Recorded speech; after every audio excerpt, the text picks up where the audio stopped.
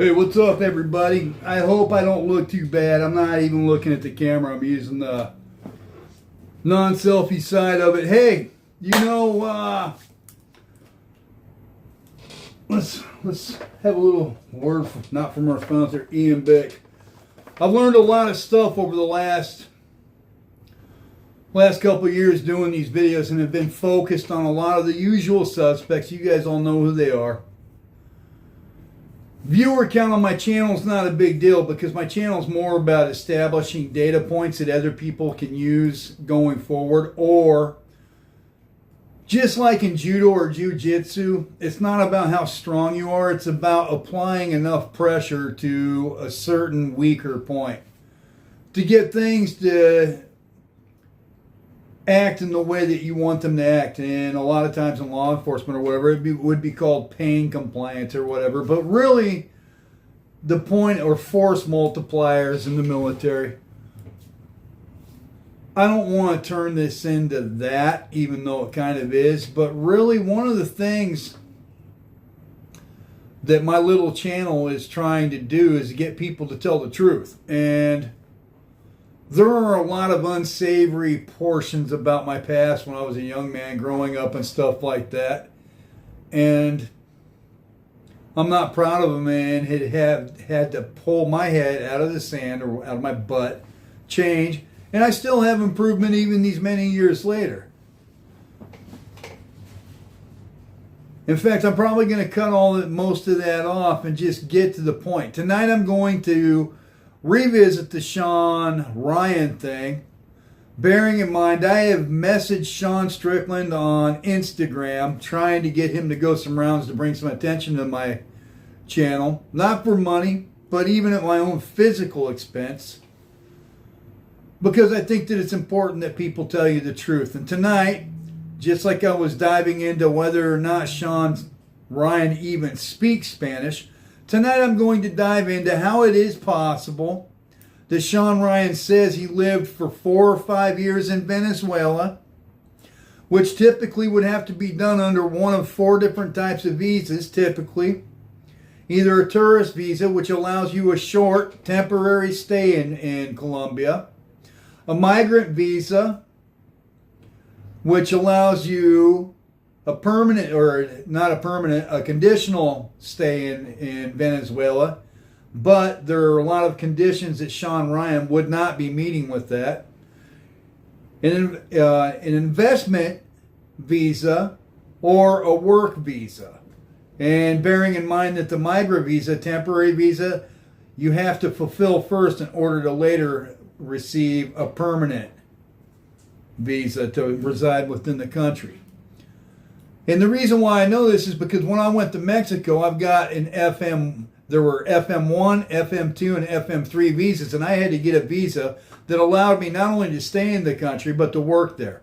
And if Shawn Ryan was working in Colombia, which potentially he could be doing, being a Navy SEAL or having the background that he had, people that are going to pay that type of money for that type of security are not going to tolerate people that are out being promiscuous with several different women, exposing the principal, whether it's a person, property, business, what have you, that they're supposed to be protecting, are not going to tolerate people exposing that to additional threat by promiscuity or immoral behavior, much less selling drugs and setting up cocaine rings. But that's not even the entire problem with Shawn Ryan's visa in Colombia. The problem is Shawn Ryan was a Navy SEAL from 2001 until 2006, right? Shawn Ryan then went directly from there to the State Department shortly, and then jumped directly into the CIA or Blackwater or what have you, doing contract work for the CIA, which also I happen to know a lot about, protecting people, being bodyguards and escoltas or what have you.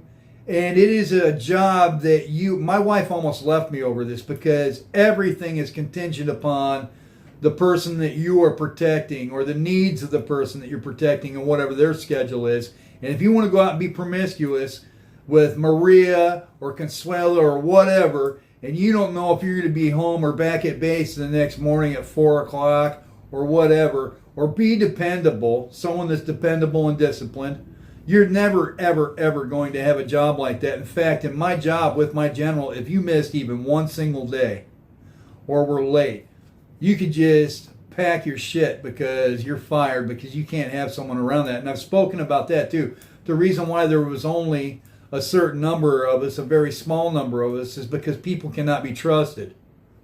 Huge deal, especially in Latin America. So Shawn running around talking about selling all these drugs, running around screwing everybody all over the country in places where Latino people have very traditional, familiar views, to where you're going out raising this kind of ruckus.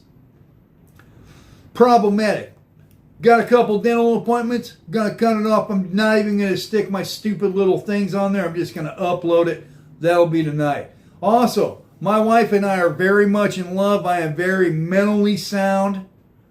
I don't have any like collection debts that I got to satisfy because I've been getting loan shark loans. None of that. Just got back from work, etc.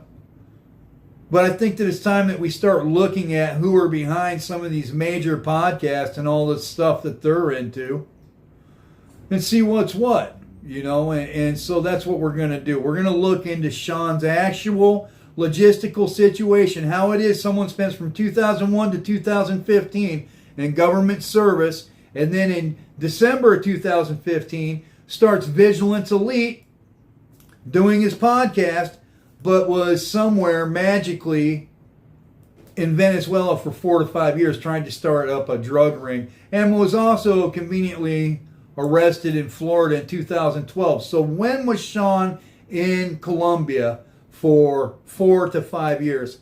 His words. When did that happen? Exactly when. And you know, I'm not being emotional. I'm not being all broy. You know, in law school you learn to just remove the emotion from it, dissect the evidence, and it is what it is. You know, hard, fast numbers, what type of visa, proof and evidence. The same that I require myself or anybody else. We'll get into it tonight. Cheers.